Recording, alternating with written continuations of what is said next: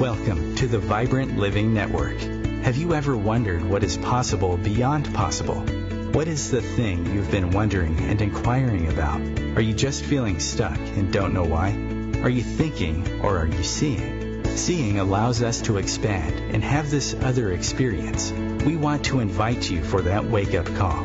We want to invite your spirit, your soul, so to be more alive, more connected. Glenn Brooks has been a life coach for over 33 years, author of Divorced to Patterns, Not Each Other, an explorer of what is possible. He has worked with people all around the world. Join us for a wake-up conversation, a dialogue with you. We will have some of the most interesting contributors. We will be talking to some of the most interesting people and have some of the most resourceful teachers, wisdom-filled people from around the world join us. Share your voice, ask the questions, become free of the known into a new world of possibility. We are going to talk about all the things you wonder about: how to live, how to heal, how to connect, how to love, how to be seen. Your life is precious. Enjoy it.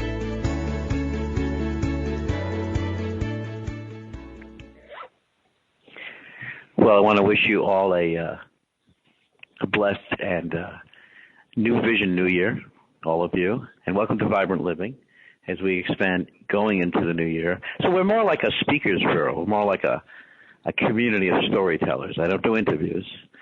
I really focus on the journey of things. And got a new contributor today. I know you're going to love her. I'm going to tell her story to you guys. She's known as the Phantom Priestess. Now, Phantom and Priestess, what is that about? We're going to get into that a little bit. Lisa LaRose, I think, is here. Lisa LaRose? Yes, I am. Oh, wonderful. We got the Phantom Priestess. So the Phantom Priestess is with us. So way back when, beyond time and when we recorded time, we relied on a different. This is really an interesting story. So one of my mentors is a guy named Sid Banks. So I met Sid. I want to tell you guys about the story because there's a lot in the story that I would love to share with you guys. So Sid wrote a book called Second Chance about 30 years ago, something like that. And it's a story of this man whose wife just passed away, and he's diagnosed with a fairly serious illness. And he goes to Hawaii, and I read the book, and I think, oh, my God, this is a simple book, but it's so profound. Because in that book, it's all about, like, how do you begin a new life? A life that's different than your thinking. Because what happens, we get into here, and then we're taught that thinking has this power, which it doesn't. So a lot of our thinking is just thinking that's sort of like conditioning. It's just sort of like we buy into it, and I call that thought viruses. So I meet Sid in a meeting that's beyond the known. Like, he's very obscure. He's not easy to reach. And I have this series of conversations. I know what I want to tell you guys. Thank you, Lisa. You sent it to me telepathically. Okay. So Sid was teaching this principle. He teaches the principle of thought. Mind and consciousness. Thought, mind, and consciousness.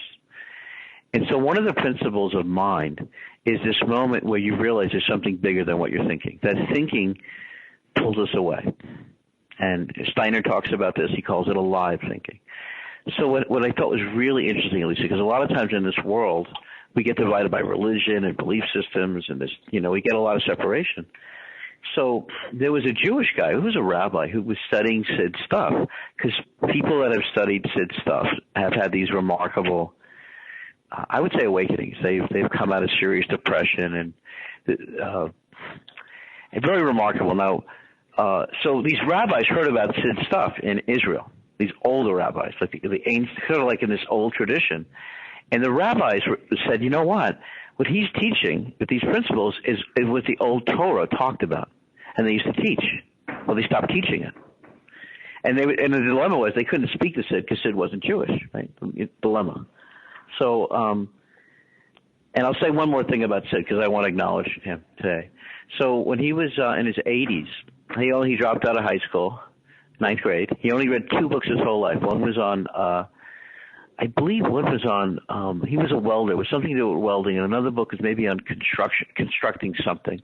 Now, before he left this planet, he gave a series of talks to the physicists at MIT.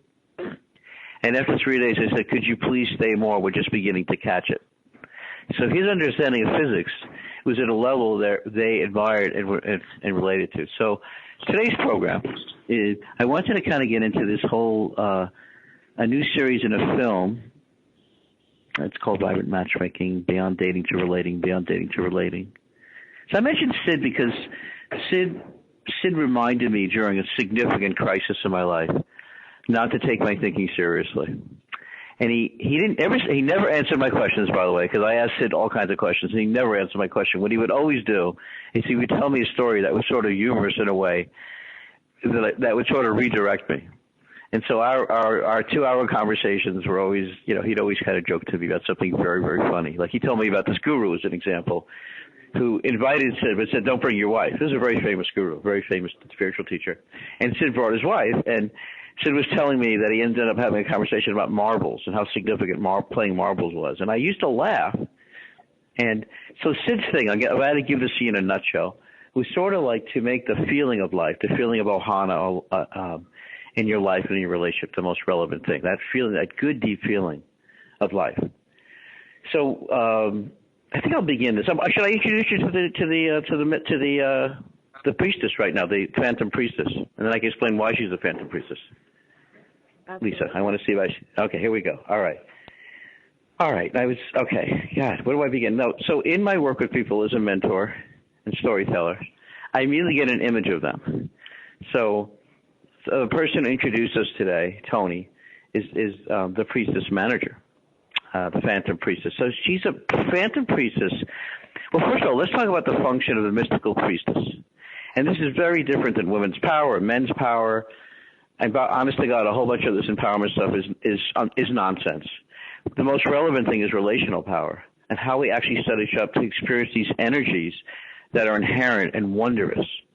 So the Phantom Priestess, what she does is she invisibly and quietly, and this is why she's phantom, she's kind of invisible, she shows up on the scene and, if you will, sees and feels the energies that bring men and women together in a way that allows them to see and feel these energies, these authentic energies of the wonder of the yin and the masculine, the yang, or the yin. And their genuine authenticness comes to life with each other. And that's very, very different than the counterfeit way we've been conditioned. It's hard to bring language to this stuff, by the way. It's hard. I want you guys to wonder. This ain't no fixed definition here. But there's something that happens when, and Catherine said it so well to me, that when women live in a certain surrendered way, that's like another hidden power. And what we learn in this world is a lot of times we look for this external power, and we miss these beautiful, blessed attributes, and we bring them to each other. We become the kind of union, and by the way, the kind of union when you made my birthday present last year, Lisa, and it's very much like the phoenix, the relational phoenix, because the relational phoenix is all about when men and women come together, they dissolve these energies of the past, and it kind of burns and clears so they can have a new union together. This happens in all relationships, but it's strong, particularly in marriage. So, Catherine, how did I do my definition of the mystical priestess for you, for the audience today? I love it, Glenn. It's perfect. Feel like what? I think it's actually very fitting and welcome. Today is a new moon, and we also experienced a solar eclipse, which is, and we just crossed over the equinox. So to have a priestess is a very, very profound blessing. So welcome. Thank you. It turns out Catherine's a very good writer, so we're going to see what we could do in the writing universe together, because vibrant writing is something that has really been blossoming. So I love the marriage between science and consciousness. And so the Dalai Lama said it really well. He said that the most relevant thing is how does the latest science reveal something that even if we didn't see it before. So the latest science, one of them is the new attachment theory, which is basically the old attachment theory is that people need to break up when they have wounds or traumas or whatever. And the new attachment theory is that you could deepen your love. You could deepen your love. So the whole basis of vibrant matchmaking is to be able to deepen your love and reveal your love and see it together. So now we're moving from the we in a different way. Or as Chloe Madonna said to me, Chloe is Tony Robbins' relational teacher. I said to Chloe one day, and I'm going to talk about this in a moment when I went through I'm going to talk about something that's going to reveal something about myself that I think you guys will be, I'd like you to be touched by. So, Chloe said to me, autonomy, schmonomy. Autonomy, schmonomy, it's the connection that matters. That therapeutical names in relationship don't matter. What really matters is this connection. And by the way, a lot of therapists do not have this education. As a matter of fact, did you say it to me, Catherine? You said it so well. What did you say about I said therapy is dangerous to your relationship, and what did you say? Well, I said everybody that I've known that have gone to a therapist, they always tell the woman that the guy is a narcissist, and Bingo. There really isn't that many narcissists in this world. Everybody's husband can't be a narcissist. Well, the other level is in the latest brain science we talk about neuroplasticity. So in the old decades, years ago, before there was neuroplasticity, they had this idea that someone was a fixed brain state rather than the brain could transform, and the brain could transform together. So beyond dating to relating, we're going to have an international team of people and actually play this out. We're going to have weekends. And also I'm doing a film on this topic, which is called The Announcement. Oh, a lot of this came, just to share with you guys, a lot of this came in my life when I had what I call a relational tsunami. And I started it wasn't dreaming, is what I call soul seeing. And that at night I would begin to see things and feel things and breathe into my body in a way I never had before. And that allowed me to get past a pain that I never had before. And so what I noticed in the culture was, and I want you guys to comment on this, in the culture, the languaging culture, the culture that, and I call these thought viruses. The thought viruses around us are, if you listen to the language, so all of a sudden someone's ex. That doesn't exist in my universe. There's an ex, there's moving beyond. Of course, there's divorce. This guy ran up to me a minute ago. I was on the phone. Was it you, Catherine? I don't know if it was you. I think I said it to you. And I said divorce is the suicide of relationalness. It's relationship suicide. Thank you. This guy comes over to me. I was thinking, why is he coming up to me? He goes, just to tell you, sir, I really appreciate you saying that. I go, what did I say? He goes, the relationship suicide thing. So here's the thing. You come together to purify, to gain relational seeing, and discover a level of union in we, and I'll quote this from my friends who have written several books, have developed the Imago method, that when you meet someone, the first sign you know there's going to be deep love is you're going to have the sense of a little bit of poison, because what's going to come up is the other stuff. But that is a phase that could only deepen your love. And what we do is we have a culture now, and a languaging culture, that calls things, whether it's narcissist, we have this whole languaging culture that's nothing to do with relational. So the relational world, funny enough, we see these things different. So after 30 days of this soul seeing, I came out of a depression like I never had before. I gained a new level of life. And I remember that morning because the colors were brighter, and I had just coming through the soul seeing. Now, this will play out in my physical world in my left eye, by the way. I had a physical change in my left eye. So I met yesterday with Dr. Andy Rosenfarb, and I said, Andy, this guy's out of this planet, Lisa and Catherine. And he said to me, he says, when people come from the clinic around the world, the first thing you notice about their vision is it brightens. Isn't that interesting? It brightens. So when a person has a clinical eye condition, it brightens. And that's what I want for couples, that they see each other. And this is the spiritual or the mystical benefit, is that, see, it's very easy to break up. You guys know that. You could break up in a second. And what I say to people is that a decision that you make about the relationship is a division from the relationship. So being in a relationship relationally is like entering another world where you're gardening and doing purification for each other. That's very, very different than dating. So therefore, that's why I call it beyond dating to relating. And when I had this last day, when I did this series of soul seeings, going back and forth here, I saw everyone in a different way, and people began to ask me, no matter why they call me, about relationship. And I thought, so many people have said this to me. They've designed another way for me to do this mentoring and coaching and conducting work that I do. So we're going to, on the airways, I'm going to share with you this journey and also do this thing called vibrant matchmaking. Vibrant matchmaking, in a nutshell, is the couple focus on the vibrancy and not the counterfeit. Because as you're around someone and you begin to quote-unquote know them, I say to people, don't get to know each other. Don't ever do it.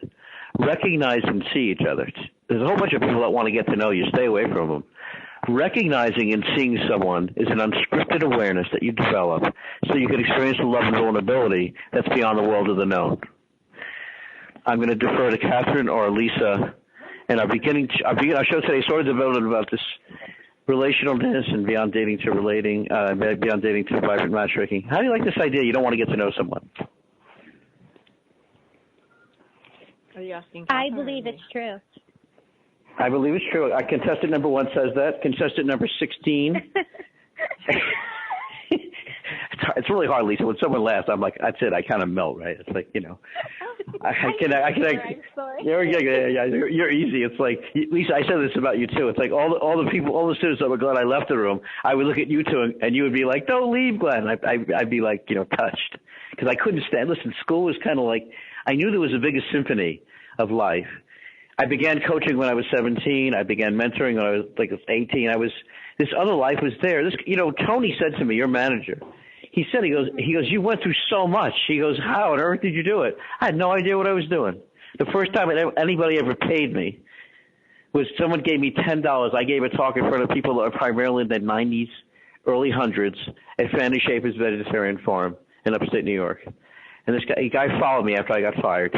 I got fired because I couldn't be, all the others that was going out and partying. I couldn't do that. He gave me $10 and he said, keep talking. That meant so much. I can remember he placed it in my left pocket. So I went on to develop a seminar on how to create your own career. So a lot of this stuff, I didn't.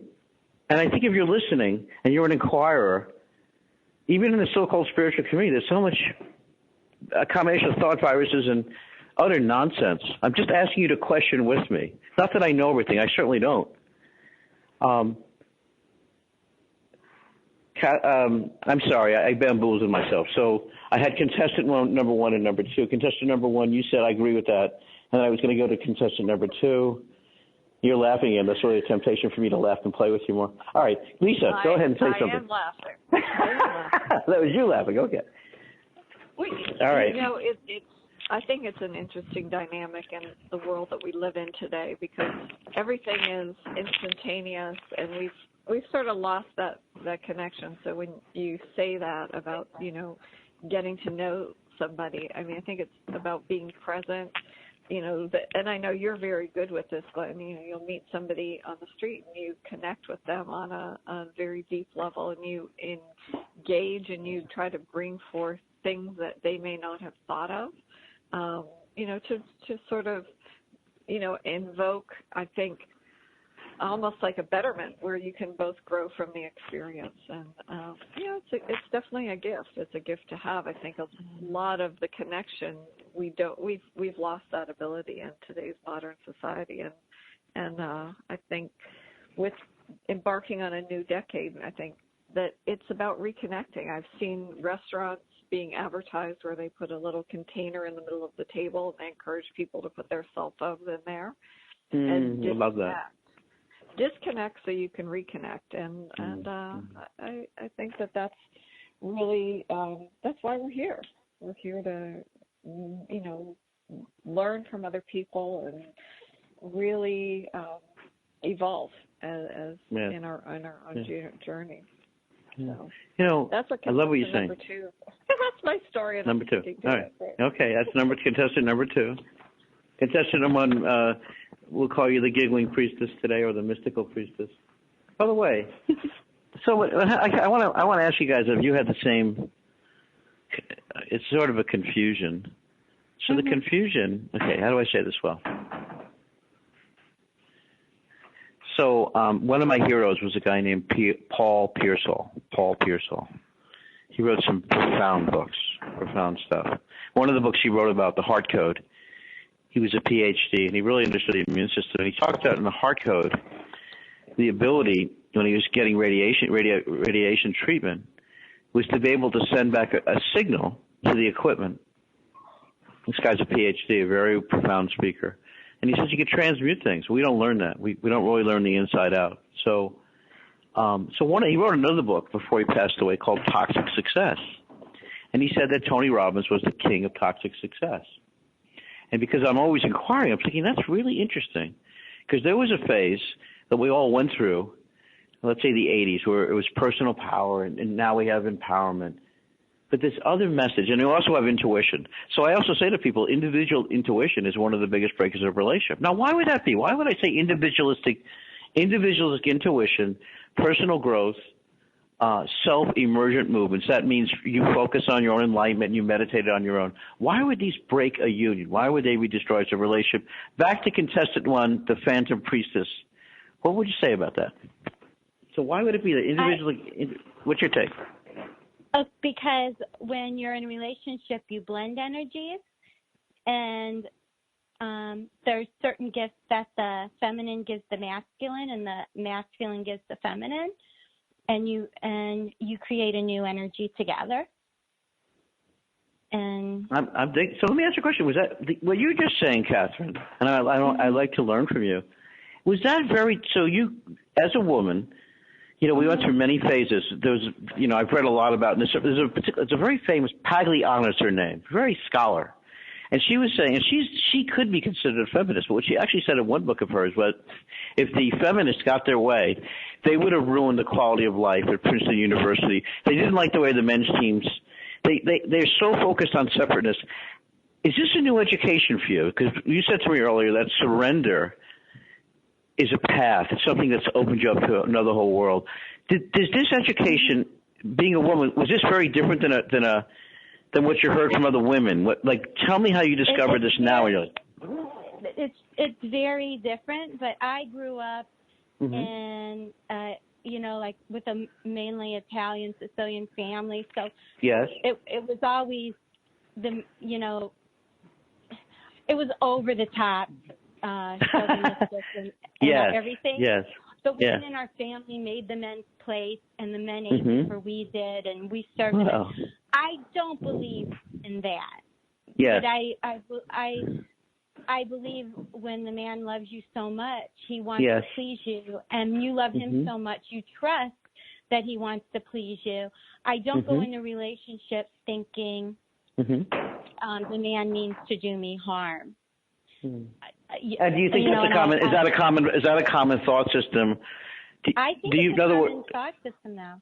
Okay, and do you think that's perpetuated? And I think the media and society has perpetuated, and then I love a strong masculine man who can lead and guide me and make me a better woman. And I don't pretend that I know everything. I don't want to know everything. I love to learn. But I think the media perpetuates that they are a danger, and a lot of women are emasculating men. Starting with their own sons. And I'm afraid for my daughters, I want them to have a real strong man that can help lead them, and so they can feel safe to trust in him. Well, as I say, and I thank you. Go ahead, Lisa. I was going to say, having come from an Italian family on one side of my family, I know that the men really honor their mothers and the women in their lives, and I think that is a real positive that a lot of people don't see, and they don't understand that deep connection of in an Italian family. I don't know if that was the case with your family. Maybe you have something that you'd like to add to that. I agree but my family was like yours, only half Italian. Like both my one grandmother was full-blooded Sicilian, and my other grandmother was Abruzzi region, but both my grandfathers were German. So that's interesting. So I didn't get the grandpa being Italian kind of a thing. But I do know generally in other Italian families that are all Italian, that is true. They love their mother. Nobody can cook better sauce than their mother. I mean, if you're the wife, you cannot cook like their mother. You just don't even try. and some of them, I don't agree with this, but this went on for ages, where the wife is on the pedestal, so they'd have a girlfriend on the side that wasn't on the pedestal. But I don't agree with that, because I love being all the woman to them. I like being the naughty girl and the one they are. I like to have it all. I'm a greedy that way. I want it all. You're the full archetype. You embody many archetypes. You know. I embody everything. Yes. Yeah. My I love that. says that I am sexy and beautiful and cute. He goes, some women are sexy, some women are beautiful. He goes, but you're everything. Oh, that's wonderful. It's a beautiful thing. Yeah. You know, so what I found when I first stepped into this world deeply, I did it because of a devotion. I had to move past a lot of terror because I couldn't understand how much, I'm going to use some strong words here, violence and brutality was occurring in this relational world. I couldn't get it. I couldn't understand why it happened. I didn't understand. And so I had to really explore the anthropology of this, you know, where it was sort of coming from. And there was a guy who was making a film at Harvard, and he said, oh, yeah, he goes, a lot of this modern-day therapy and individualistic and sort of these self-emergent journeys, it really destroys marriages. And then what began to happen was I met some really strong women who began to educate me and become part of my family almost. And they had me seeing things in a different way. So as an example, I was doing a series in Florida with an anthropologist, and she said, you know, Glenn, in this situation, there's a lot of dehumanizing. And I started to realize when you form a consensus and agreement, and you dehumanize someone. So, for instance, you said earlier about men being called narcissists. It's almost like there becomes a certain body of agreement that we go to that comes from separation. There's a website, and it's called Marriage Friendly Therapist. One of the big deals I talk about in this website, which I know to be true for my mastery studies, is that there's three domains, there's three areas. So one is neutral, a healer or a therapist that's neutral, marriage knowledgeable, and marriage friendly. Well, the whole thing is if you treasure this energy, this equation, this team, this we, as a we that's sacred and distinct biologically and spiritually, you're going to treat it very different. So I started to learn this in the same way that when I first met my beautiful wife, Donna, she had written an article for a magazine on dysplasia, which is a precancer. I don't think they call it dysplasia now. There's so many new diagnostics, but it's basically a precancer around the cervix. And she wrote an article, and I was like, wow, like we bonded a lot because I loved her inquiry. You know, she's a young woman. She's already inquiring about sort of these treatments that could be hazardous to women that miss so much, and they still exist today. So this is what's happened, though. This is what I find fascinating. All the holistic types and people that are into green and organics, a relationship is an organic thing that you guys have together. That's a bond. That's a treasure. And it's also a living brain plasticity you both share together. It's a wonder. And so I think that what's happened, I don't think it is happening. Oh, look at it. I got a little bit of music in the background. Either the teachers asked me to leave the classroom or we're taking a pause. We're pausing from the Vibrant Living Show along with Lisa LaRose, Catherine, the Phantom, Priestess is with us. You'll say your last name when we come back. You'll remind me. Okay. Stay with us. Your life's precious. Thank you, Catherine. Thank you, Lisa. Your life's precious. Enjoy it.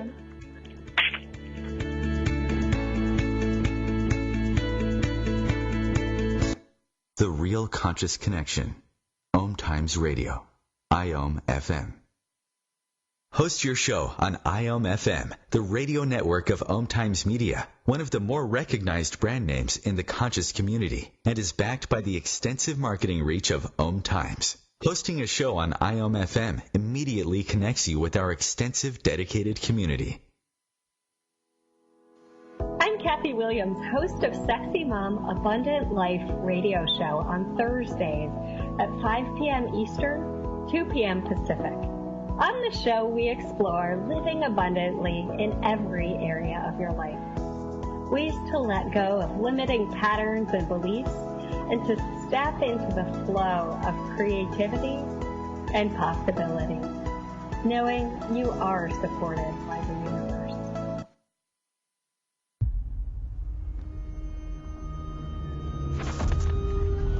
Opiates has taken everything and everyone I've ever loved away from me. Everything. I blew my ankle out and I got prescribed pain pills by my doctor. If making my detox public is going to help somebody, I'm all for it. I just wish I would have had a warning. Opioid dependence can happen after just 5 days. Know the truth, spread the truth. A message from Truth, the Ad Council, and ONDCP.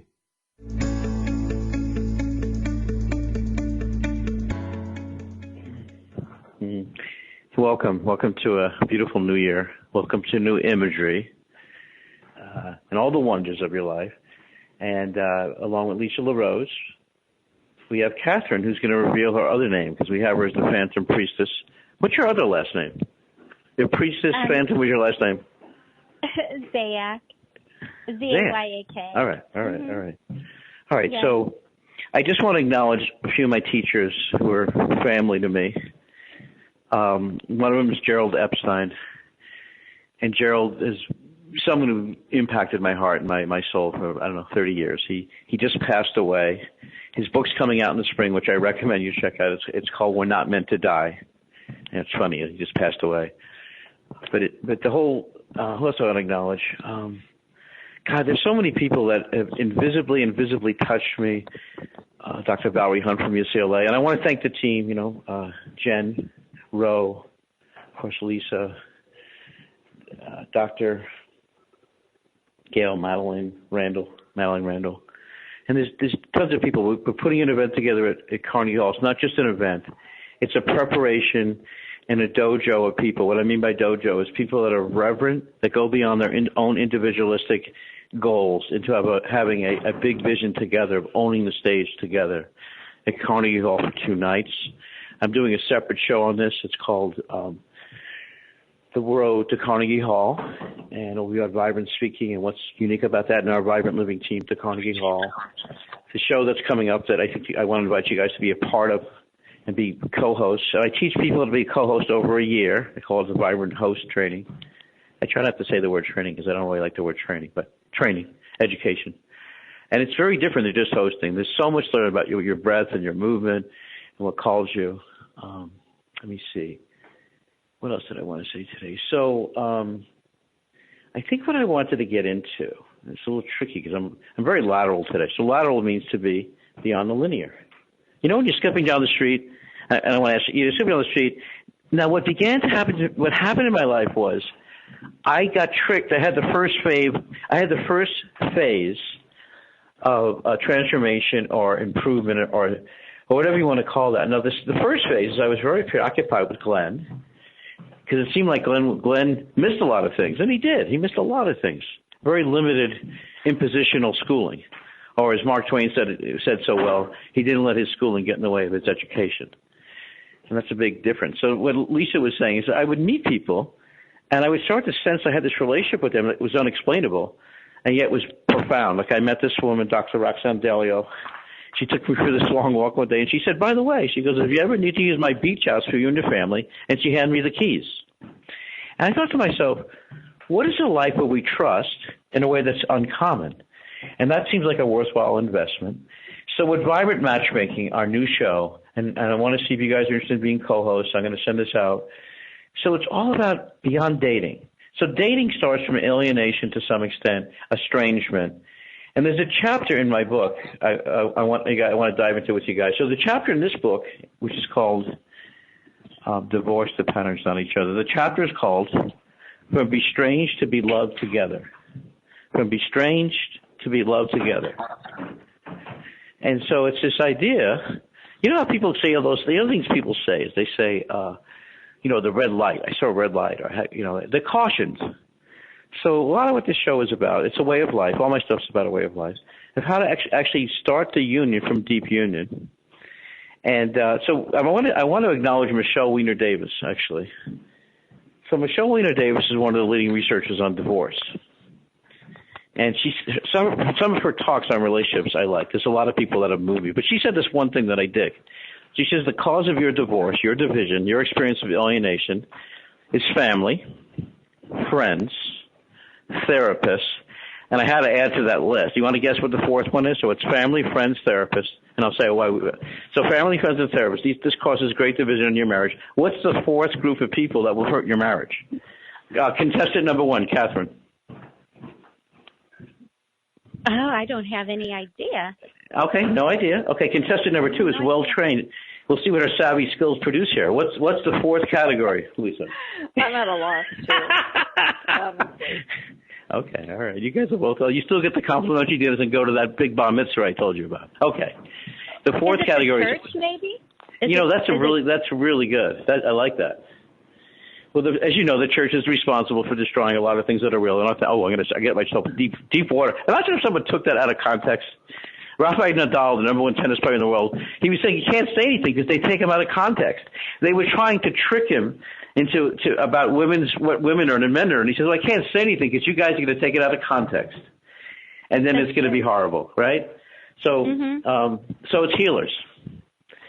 Family, friends, therapists, and healers. So why would those people hurt relationships so much? Contestant number 1, Catherine. I think it's because whoever that they love or are close to or are healing, they are committed to that one person and not committed to the two people as a whole, the relationship as a whole. They're committed to that one individual, not their combined energy. Yeah, it's a singular world. It's the me world rather than the we world. So, Lisa, contestant number 2. Well, I'd have to disagree with the healer aspect of it because, okay, all right.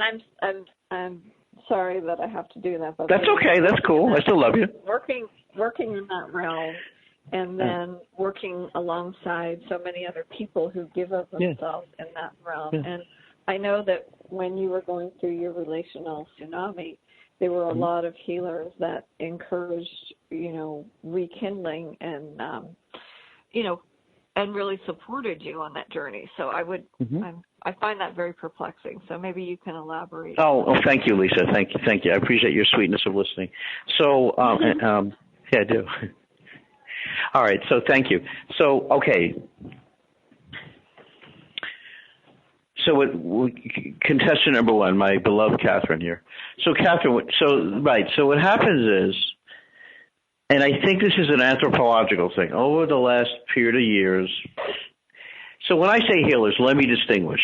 Because anytime I've gone knee to knee, soul to soul, and I've really had a scientific inquiry about this, it's gone really deep. As a matter of fact, there was a woman in Colorado who's doing a lot of healing work, and she wrote me. She was practicing 30 years, and she said, Glenn, since our conversation, now that I realize there's a relational field, not just an individualistic field, because I totally concur with you, and you've changed the way I relate to couples. So and it's not really a criticism. It's just that for a lot of healers, and not all healers, obviously, and some healers are terrific, and some healers, there was a kahuna couple who practiced mystical Hawaiian arts who told me they were totally devoted to my relationship with Donna. So not all healers, but the challenge is a lot of people that do healing work and meditation, it's solo. So when I approached the Men Law Center and I spoke to them, I said, you got tons of meditators coming here, and a lot of them are divorcing. And meditation could be a beautiful thing.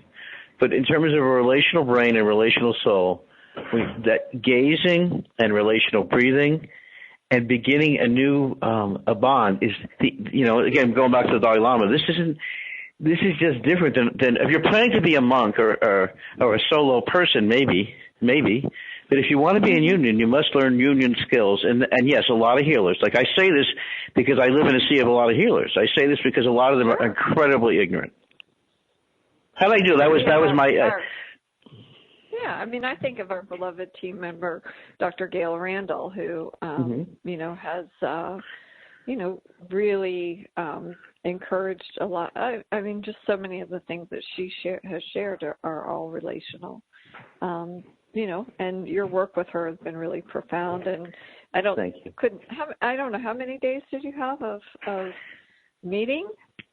Without we had 52 days, something like that, 160 days. That's amazing. Yeah. That's amazing.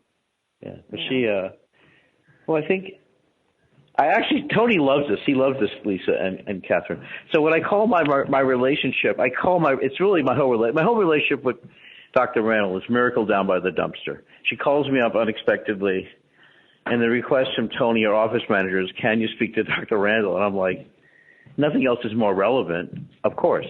I drive to this parking lot of a Cumberland Farms, some kind of, processed dead food mart, if you will. I like the way I said that. Anyway, I parked in the parking lot. Thank you, Catherine. I parked in the parking lot.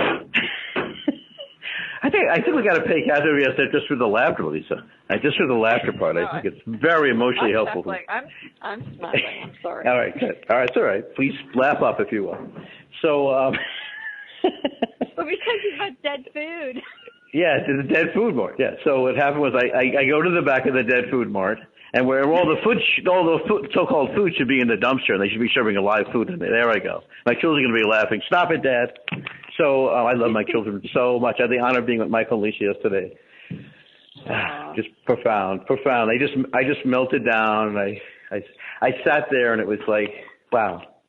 It's and parenting never ends, and you realize that each year goes by, it's another whole level of literally so many lessons. The whole thing is a tree of life, and there's a tree of life, there's a tree of knowledge, and we got to be really alive. We want to keep growing in the tree of life. So I walk in the back. I have Gail on the phone.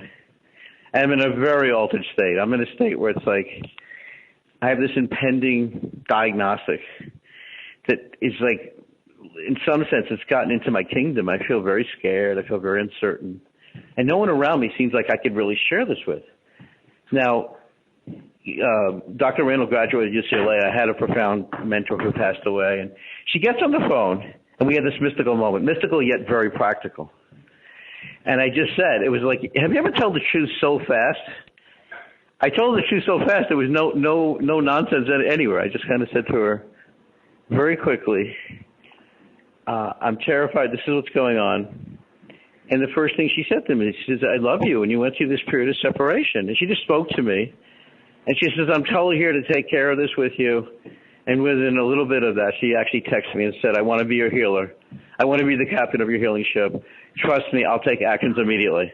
Now, she says she was from Nebraska. She said, Nebraska, they don't waste words. So I called her back because I don't text. Because texting is not good for your emotional brain. The newest science research it's called the it's got a good name too. The village effect. The village effect. We must see and touch each other to actually sense, right? So anyway, that Miracle Down by the Dumpster, that began our meetings. And then I realized, okay, so I'm going to give you something for the vibrant matchmaking, which is related to all this. And my family relationship with Gail is from this. So relational poisons are conclusions and assumptions. Okay, so in the new year, you know what I'd love you guys to do, because I want to do it with you. I'm going to hold some free classes on the wonder of the power of languaging and language.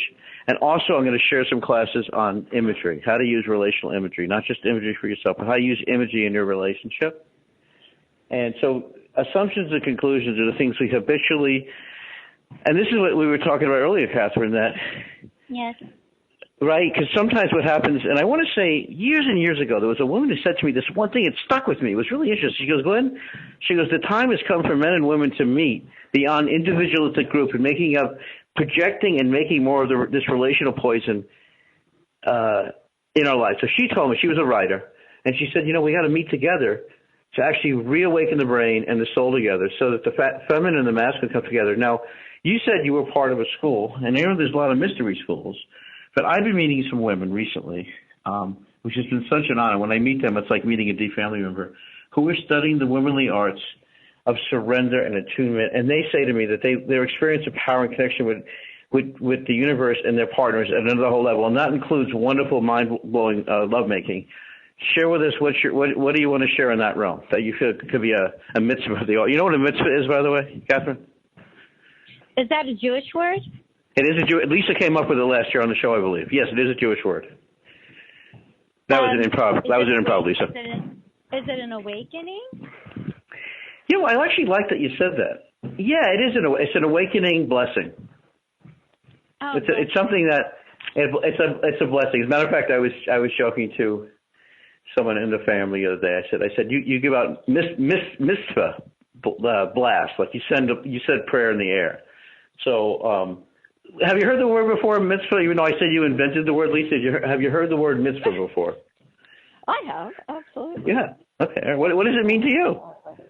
I consider it a blessing. It's a blessing. Yeah. And that was what my interpretation was. Yeah. Absolutely. And I think, every day, that's what, no matter what the challenges, and we all seem to go through them, especially this time of year, to see the blessings and, know that whatever it is beyond appearance, it's a gift. And no matter what it is, whether, it allows us to grow, it allows us to become stronger, it allows us to embark on new adventures, I think. So no matter what it is, I know you know that only too well, Glenn. I tell you, Lisa, I keep beginning again. I have no idea where it's going to go, and then it opens up again. And one of my favorite books on this topic, it's called Beyond the Local Mind by Dr. Larry Dossey.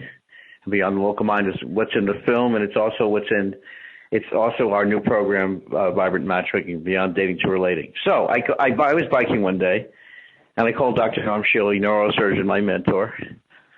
And I said, Norm, it's really hazardous. People try to get to know each other. And he said, yeah. He goes, they want to recognize each other.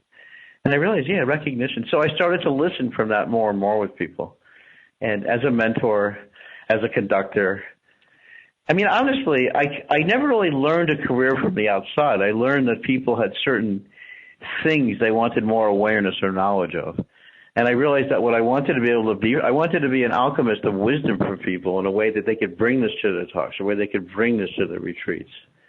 And I didn't really know this world. I didn't know it existed because my parents' mantra was get another job, right? That was their mantra. It distracted me from the other thing.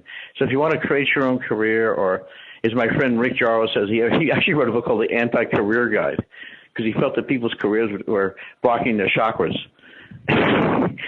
So I was hanging out with Rick Jarrow one day, Lisa and Catherine, at this place called the Rowe Conference Center. And it was a whole seminar on grief. And I realized I had a layover for like the next several months. It was just those energies were very heavy. And yet they're important to purify them so we could, so there's an example for a couple. You're a couple right now when you're listening, and you want to reignite your energy of your marriage. One of the things, the way you could purify is to get someone you consider holy, bury your rings, and have the holy person bless your marriage yet again and again and again. So we did this course. It's a beautiful thing. Yeah.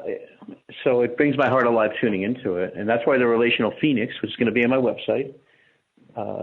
What is my Vibrant Living Media. I always forget it. I'm always playing with VibrantLivingMedia.com, VibrantLivingMedia.com, VibrantLivingNetwork.com. That was my old graduation. VibrantLivingNetwork.com. Now I'm thinking about Vibrant Living International. Vibrant Living. It's all about vibrant living together. So 2 years later, I spoke to Rick. I hadn't talked to him in a while.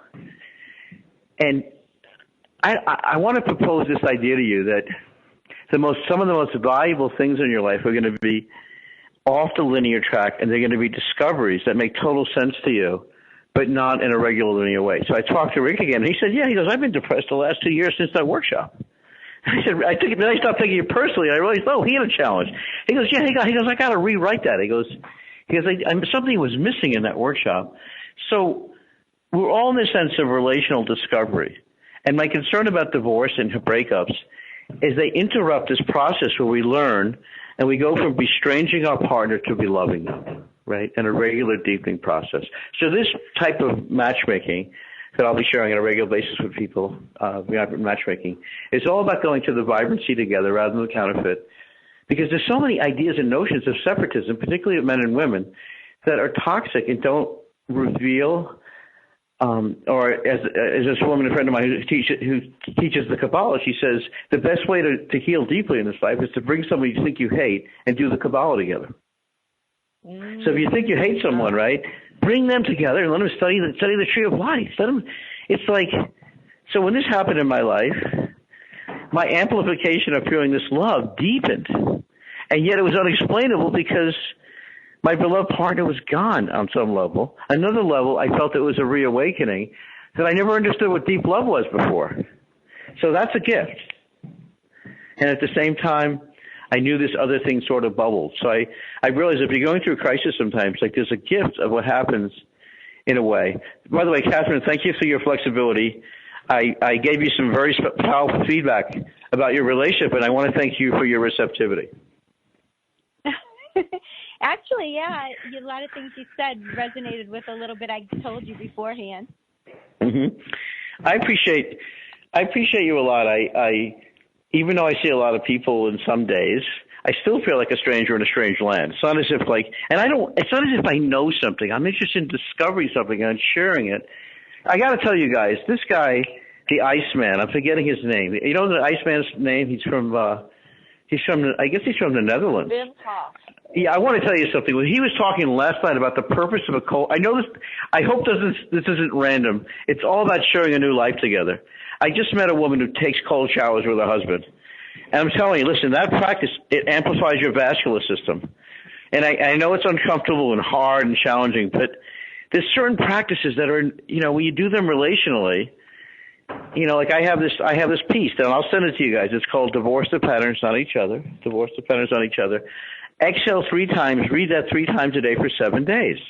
And the last thing I want you guys to do is say, I already know that. That's like the curse of learning. I already know that. No, let it become alive in your body and share it with your partner as a treatment. In other words, a treatment is something that goes deeper than your surface mind. I used to go to these groups, and I would sit down in these groups. There was a groups on changing perceptions to love. And I would sit down, and someone would read a lesson. I would be like, oh, my God. I would just sit down. I'd be like, it was almost like I never heard that before. To the innocence, to going past the known. Because the known, in some sense, perpetuates. The known perpetuates things, so we become like zombies. So this is a zombie-free hour. And Catherine, why don't you at least, what's your New Year's message this year, Catherine? And by the way, I want to welcome you as a family member and work with you as a writer. So welcome. What do you want to leave the universe with, the listeners with, for the new year? And then we'll go to Lisa, contestant number 2, as we call her. Like leaving this old year and going into the new year, or what? Yeah, what would you want to share? What would you want to share? I know Lisa was excited about. Okay, I'm so excited about this year because I joined the dating site at the end of this time last year. And I was failing miserably because I hadn't dated since the early 90s, late 80s. And then even though I want to put all those websites out of business and end dating, but please. I'm just kidding. Go ahead. Yeah. So I think it was just because it was the holidays. And so so the serious people weren't on the dating sites after the holidays. Yes. But I like that. But then after the holidays, they started picking up each man was nicer and nicer. Yes. Really receptive to me. And then out of the blue on Monday night, I meet my soulmate. And so this year has been a wonderful, exciting year for me. And it hasn't been all hearts and roses because, like you said, we are so deeply connected. We both brought up the wounds, the inner wounded boy in him and the inner wounded girl in me. He tried to push me away several times, but I'm so strong as a woman. I'm just like, all right. I gave him space, and he would always come back. And so now each time we got stronger and stronger and closer together. So I am testament, even though I did not consciously know what I was doing at the time. But everything what you've expressed here has happened for me this year. And so now, at the tail end of the year, I meet you. And then I'm so excited into starting this new project, and I'm very passionate about it going into the new year. So I think it'll be wonderful. And I'm so excited to see your writings and work with you as a writer, by the way. So. Oh, yes. That's the talent God gave me. I actually work through spirit. I will write stuff, and I don't even know how it came from me. I'll read it later. I'm like, I wrote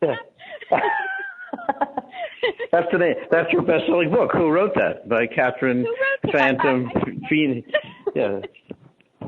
By the Phantom Priestess is your silent name. Yeah, I'm a phantom writer apparently too. Yes. All right. Hey, Lisa. It just seems like it's fun having Catherine in class. You know what I mean? Who could not like Catherine unless big chip on your shoulder, I guess. So, absolutely. She's like the best of Judaism and Italian all wrapped into one red dress. Yeah. Yeah. So what would you want to leave with people with that they feel? I think our journey this year, Glenn, has been through a lot of things regarding vision. You have explored, it's about luminosity. It's about, bringing in a new vision. And I think that 2020, which is ironically perfect vision, right? So, is it? Right. I got to tell you something. I just got that. Oh, my God. That is a riot. Right. Whoa. So, I mean, talk about, divine intervention. You spent the whole year exploring all of these different aspects of vision. Yeah. And here we go into 2020. So for me, it's about a clarity of vision, taking in what you can. Yeah. And I wish that for everyone. Your life's precious. Enjoy it. And thank you, Lisa, deeply. Bless you, Lisa. Bless you, Catherine. I'm glad you're a vibrant writer. Thank you. And welcome to our new series with Dr. Andy Rosenfarb. Upcoming, I'm giving you guys a preview of Vibrant Seeing that you guys are going to be, I think it's going to transform your lives. And thank you, Chris, and all the wonderful, blessed people at OMTimes. I'm so happy you're my inside partner for the Vibrant Living Network. I'm Glenn Brooks. Thank you. Bless you. Thank you. Happy New Year. Thank you. Happy New Year. Thank you. Happy New Year.